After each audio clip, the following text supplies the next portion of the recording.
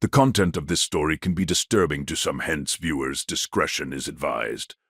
This is a true incident that happened during my college days. My roommate Maria was a party animal, while I, on the other hand, was a shy, awkward girl. I have been like that since high school, which is why I never had many friends. Maria became quite popular in college.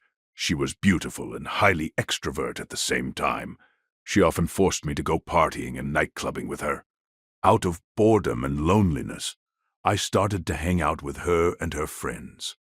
There was a guy named Ed who used to flirt with Maria a lot. He is probably like the one guy who can go to any extent to gain female attention.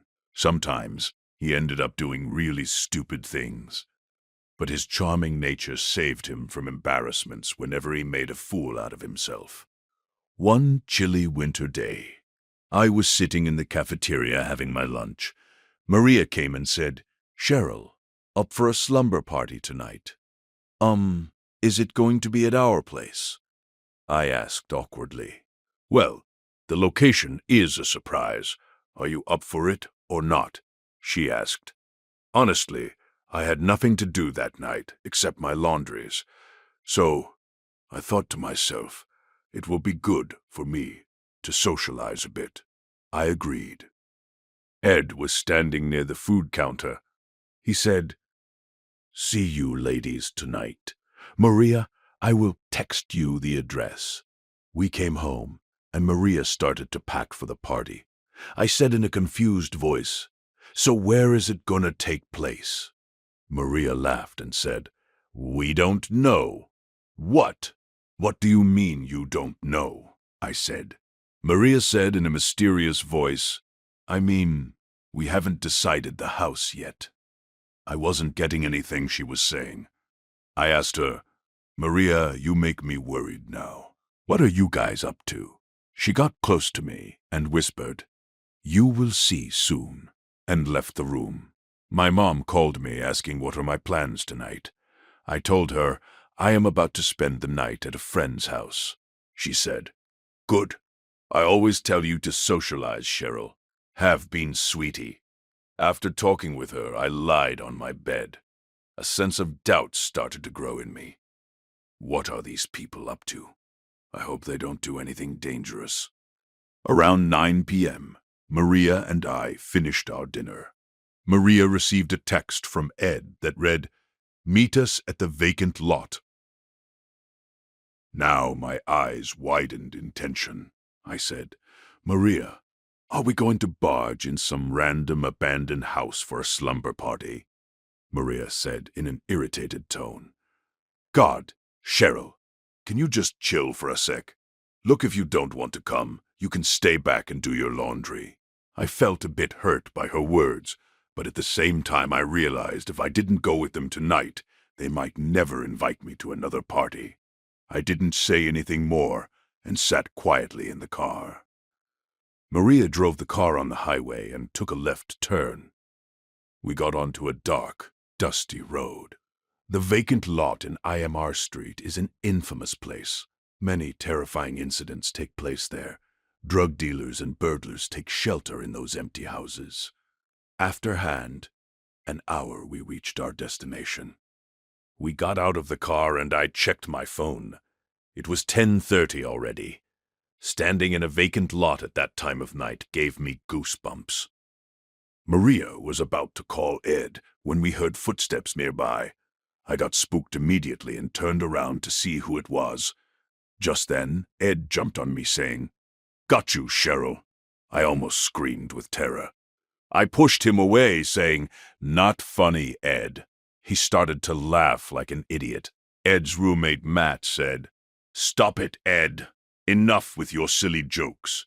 Let's start this party." The four of us parked our cars under a big oak tree and started to walk down the alley. Old, worn-out wooden houses were scattered around us. Maria pointed out the last house on our left side and said, "That one." Ed looked at her and replied, "That's the one then. Let's go, guys," I said in a nervous voice.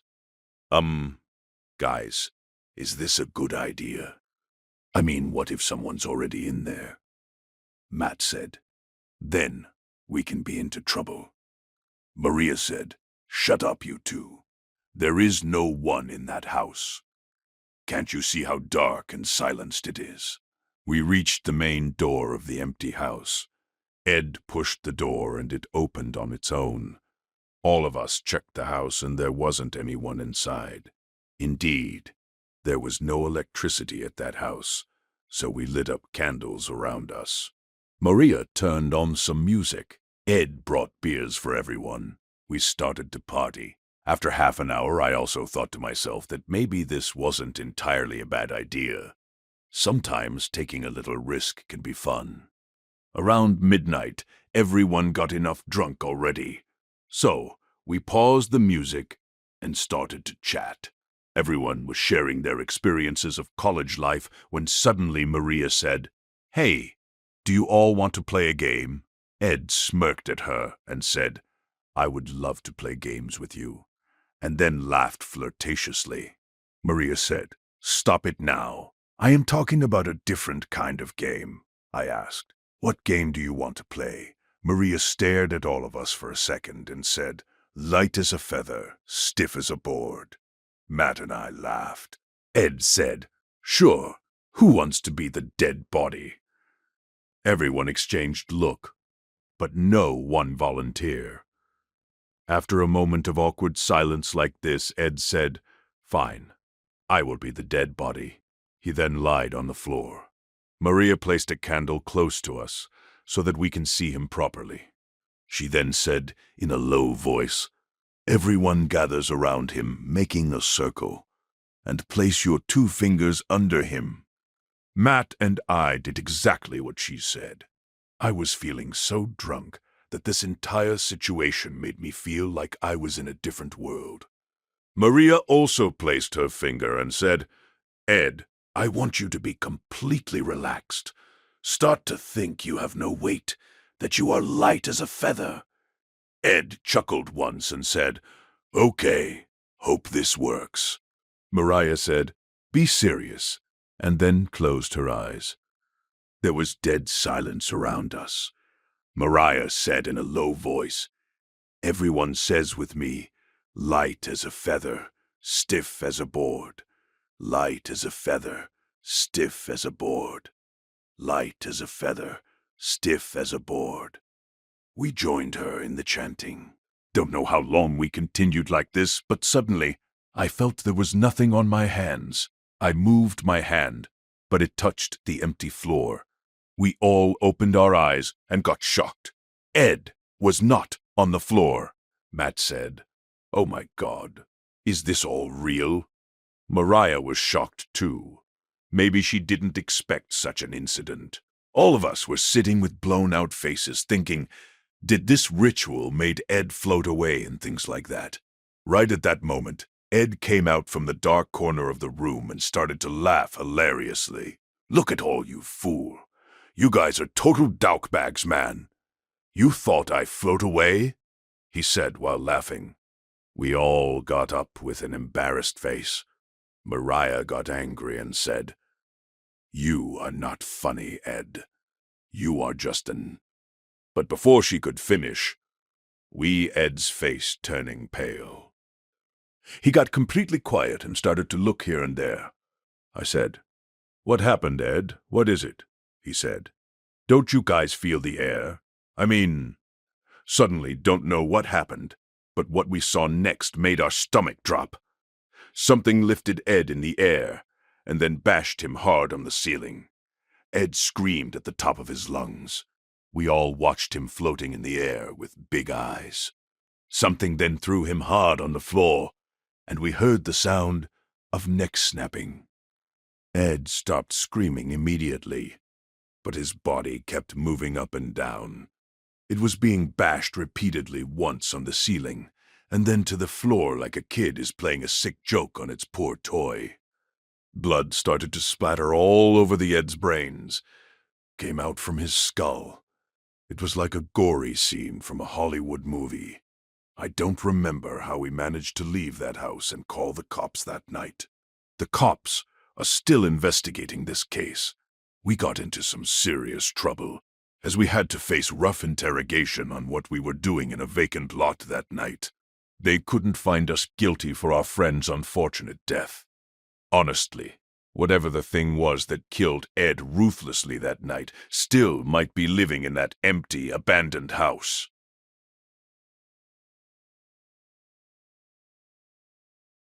I am a single mom. My boyfriend was a drug addict. He died of an overdose a few months back.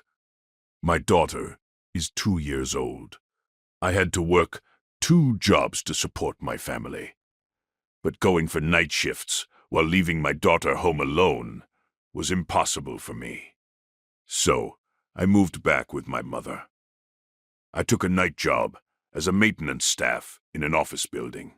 Every evening after office hours, I had to go to each floor, take out the garbage from the washroom and cafeteria. My working hours usually began at 7 p.m. after the employees left the office premises.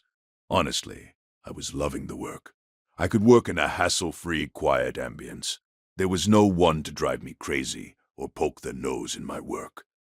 It was a tent-stored building, hence the elevator was an important tool of my work schedule. I carried the big dumpster, using the elevator. I stopped on each floor and emptied the dustbins on the dumpster. And finally, after getting rid of the daily waste in the basement incinerator, I was free to go home. Combining the steps and process of my work, it was a 3 to 4 hours job. The night job was perfect for me, as it was comparably less hour of work with a good paycheck. The incident that I am going to tell now happened recently. So, excuse me if my words seem clumsy, because I'm still in shock. It was a Friday night. Generally on Fridays, I have to do a thorough cleaning because the building remains closed on weekends. Security guard Kevin was a 57-year-old man. He was a nice person. As I reached the entrance, I saw Kevin sitting behind the counter with the same friendly smile. "Ready to enjoy the weekend, Anna?" he said. "Of course, Kevin. But my weekend starts at 10 p.m. after I finish the cleaning here," I said. Kevin nodded his head and said, "You are a good mother, Anna. How's our little angel doing?" Kevin referred to my daughter as a little angel, which often put a smile on my face. "She is doing good. Tomorrow I am going to take her to the fair. She is excited, you know," I replied while pressing the elevator button. Kevin smiled and said, "Have fun, love. See you at 10 again." The elevator came down and I got inside with the dumpster waving him goodbye. I started to arrange my cart. I was used to being alone in this empty building night after night. Never once I felt uncomfortable or scared in any way. The elevator door opened on the first floor. I came out and started to walk towards the washroom with my cart. I opened the washroom door and vacated the wastages on my bin. Time went on as I reached one floor after the other and collected the trash. When I finished with the 4th floor and pressed the elevator button to move on to the next one, something really weird happened. As soon as the lift door opened, a disgusting smell of burnt tobacco shocked my nostrils. It felt like someone smoked in the elevator. I became surprised because there is no one in this entire building except me and Kevin. And also, if someone had to use the elevator, they must get up from the ground floor, which will result in the sound of the elevator moving downstairs. I heard no such sounds, and with my one-button press, the elevator door opened in a wink. This clarifies that the elevator was standing on the 4th floor the entire time. The hair at the back of my neck stood up. I looked around and a feeling of fear grabbed me instantly. I said in a loud voice, "Is anybody in here? Hello, is someone here?" I never realized before how silence can be freaking terrifying. I stood there staring at the entire floor. There was no sound. I then thought it might be a trick my mind is playing on me. I got inside the elevator and pressed floor number 5. While the elevator was going upstairs, I couldn't help but think about what just happened a few moments back. The elevator opened on the 5th floor and I got busy again. I increased my speed, because don't know why I was feeling anxious and wanted to get off work as early as possible. After 2 hours of hard labor, I managed to finish all the floors and it was time to get down and leave for home. I switched off the washroom light on the 10th floor and started to walk towards the elevator. Suddenly, I felt someone is following me. I turned around really quick and saw the long, empty corridor lying behind. Damn it. What the hell is wrong with your mind today, Anna? I said to myself. I turned back and started to take walk faster. The moment I reached the elevator and went to close the door, I heard a voice. Please, help me, I can't take this pain anymore. It was a man's voice. I could tell he was in terrible pain. I said, Who are you? Is everything all right? The man replied, Help me, I can't walk. My leg hurts. I became confused about what to do. I came out and followed his voice. Where are you? The man replied, Right at this corner. Please, help me. I realized the voice was coming to form the end of the corridor.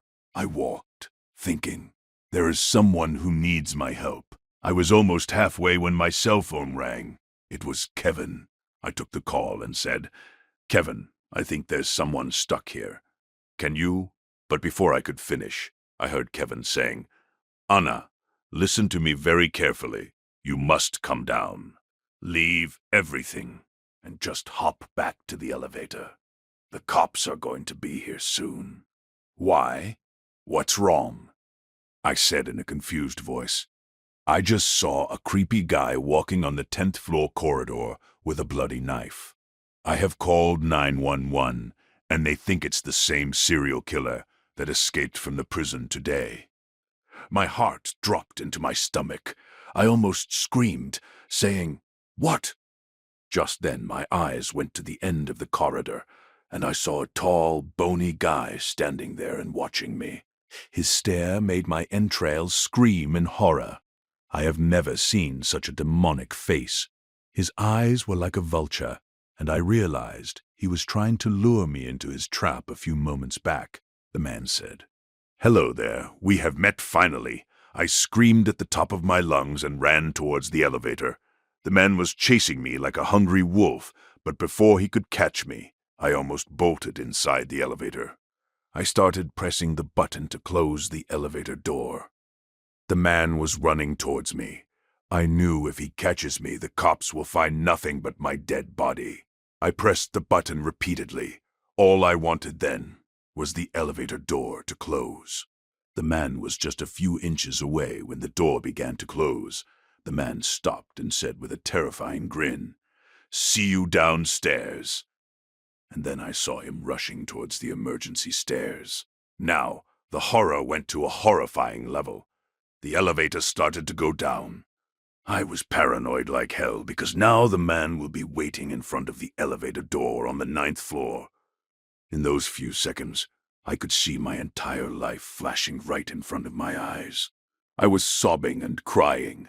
I was sure I'm going to die at the end of this serial killer as soon as this elevator hits the 9th floor. Suddenly, an idea came to my mind. I pressed the stop button immediately, and the elevator stopped right before reaching the 9th floor. I thought if I just wait for a few moments, the cops will be here in time, and this is probably the only way I can save my life. The elevator stood silently. There was no sound except my madly beating heart. I tried to listen carefully if the man is still out there or not.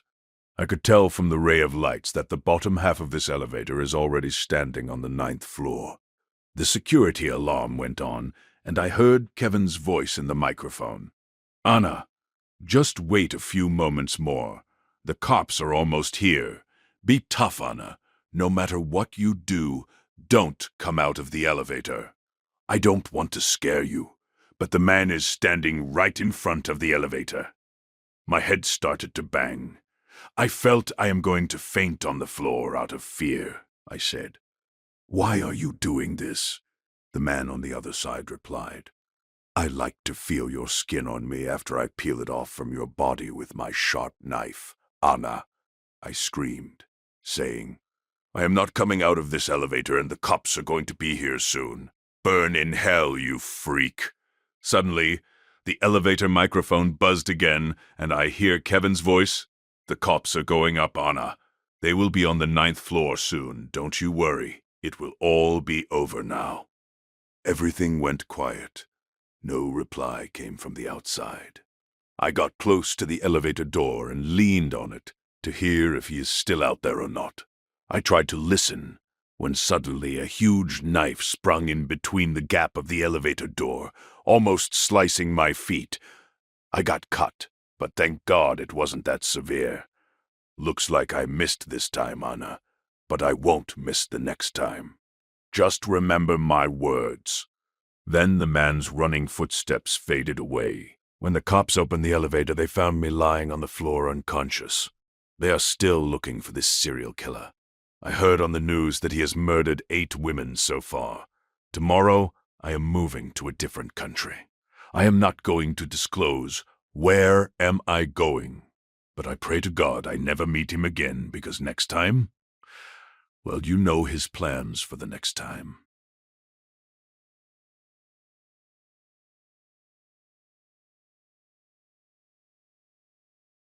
This is probably the first time I'm opening up to people.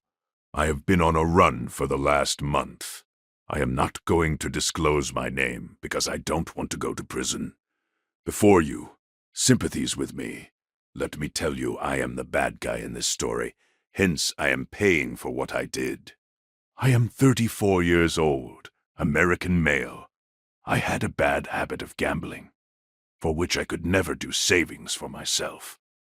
When my landlord warned me for the one last time that if I don't pay the rent next month, he will throw me out on the streets, I finally decided to do something with my miserable life. I took a job at IKEA. I used to arrange the store and shift unwanted pieces of furniture to the basement. After the customers left, I used to clean the floor and leave for home, too. The manager of the store gave me a spare key for the store as I became the last one to leave the place. The job was boring, but this was my only way to earn some cash. Sometimes, I used to sleep in the expensive mattresses of the store after it got closed. I kind of like roaming around the store pretending I am in my house. And these are all my furnitures. But I was always careful with the furniture so that no harm takes place on them. Slowly, things started to settle down for me. I got a small raise, and my life was taking a good turn. But it seems like I am my biggest enemy, which is why I ruined everything for once and all. One weekend, I went to a bar to drink and chill for some time. After a long time, I touched alcohol. Hence, I crossed my limits and drank a lot. It was a local bar and there were few people around. I looked at my phone and saw it was 9 p.m.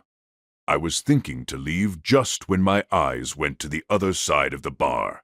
A girl was sitting at the bar and drinking beer. She looked at me, and our eyes met. There was something in her stare that made me feel she is interested in me. She smiled at me, and I smiled back at her. I then got up and walked up to her with stumbled feet. I was feeling drunk. I said, "Hi, are you waiting for someone?" She laughed in a teasing manner and said, "What do you think?" I realized she is playing with me. I got close to her and said, "If you are not waiting for anyone, you can come with me." The girl got up immediately and said, "Okay, let's go." I wasn't expecting such a prompt reply, so I got a bit surprised. We came out of the bar and got into my car. She said, "Do you think you should drive?"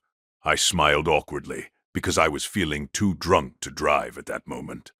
The girl smiled again and said, "Give me your keys. I will drive." Without thinking much, I gave her my keys. She started the engine, and we hit the road. "So, where are we going?" she asked. I replied, "We can go to my place, or there's a place where I can take you to." She looked at me with curious eyes and said, "Where?" I told her that I work at a store in IKEA, and that I have the keys to sneak inside. She laughed and agreed to go there with me. We arrived near the store around 11 p.m. I unlocked the door and we got inside. I saw her eyes dazzled as soon as we entered the door. She started to run around like an excited little girl. Sometimes she sat on the wooden chairs, and other times she was lying on every couch and mattresses in the store. I understood. She got excited, but the way she was running around and touching the furniture, I got a bit worried. I said, "Hey, slow down. Please don't break anything. My boss doesn't know I come here after work hours." She laughed and sat on a wooden table nearby. I walked up to her, hoping for something to happen between me and her, when she said, "So do you bring all your girls here for casual hookups?" Honestly, I never brought anyone there before. So I said, "Oh, God, no. I am not that kind of a guy. You are the fur girl I brought here." I saw her face changing suddenly. She looked around and said in a curious voice, Tell me, where do your boss keep the store cash?" "Wait. Why?" I said. She got up and said, "Well, we can check, you know. Don't you want to be rich?" and smiled mysteriously. I understood. I have brought trouble into this place. Her words didn't feel right to me. I said in an awkward tone, "You know what? This place is stuffy. Why not we go to my house and do something fun?" I left the car keys on the table she was sitting on before. So, without wasting any more time, I went towards it and picked the keys to leave. As I turned back at her, my heart stopped. She was holding a sharp knife and grinning at me. "What are you doing?" I said. She smiled and said, "Take me to the cash counter before I spill your entrails out." Oh my God, this woman is trying to rob this store. That's why she came so willingly with me. I said in a panting voice, "Look, you are making a big mistake. I will be in deep trouble if something happens to this store." "I don't care, you dumb shit. Just take me to the cash counter, or I will stab you to death right now," she replied. Out of fear, I started to walk towards the cash counter. I was still feeling drunk, hence I couldn't take any chance to tackle her, because she had a weapon with her. The only thing that has been going in my mind is that if she robs this place and leaves, the entire suspicion will come on me. There hasn't been any break-in as I opened the door and let her in. Except for the store manager, I am the only one who has a spare key. We reach the counter, and she rushes to the small cupboard where the cash is kept. She hit the small lock on the cupboard with the butt of the knife, and the lock broke. There were bundles of notes inside the cupboard. Her eyes dazzled as she looked at the money. She kept the knife on the slab of the counter and started to fill her bag with the money. She was occupied with such greed that she almost forgot I was standing close to her. As soon as she let go of her weapon, I thought, this is my chance to stop her. I picked up the knife and said, "Stop! I am calling the cops right now."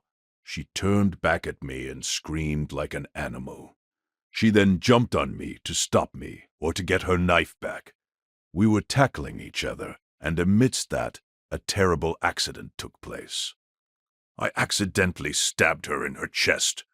Blood poured down from her mouth and chest. She held her chest, and I saw fear and pain in her eyes at the same time. She then crouched down on the floor and choked for a while. "Oh my God, are you all right?" "I didn't mean to. I tried to stop her bleeding, but it was already too late. I saw her body becoming still within a wink. She died. Yes, I murdered her. I committed murder. I am a murderer now. But what I did next makes me evil, I guess." I sat down on the floor. I watched her dead body for a few minutes, then got up to end this nightmare. Only if I knew. I can never do that. I wrapped her body in a plastic sheet and then locked her in an old Almira under the basement. She is still lying there. I then cleaned the floor, washed off all the blood, and since then I am on the run. I drive most of the days so that I can go as far as possible. At night, I take shelter in the roadside motel. I took some money from the IKEA store because it will help me to suffice. Don't know how long I will be able to continue like this. I am sure the cops are looking for me. Or maybe not. I don't know. The only thing that is 10 times scary than this entire incident is when I lie on the bed to sleep, I hear her. Yes, no matter where I go, I see her standing near my bed in the middle of the night, holding her bloody chest while blood keeps gushing out of her mouth. She just stares at me with her horrible, lifeless grin and says, "Let me go. Let me go. Let me go."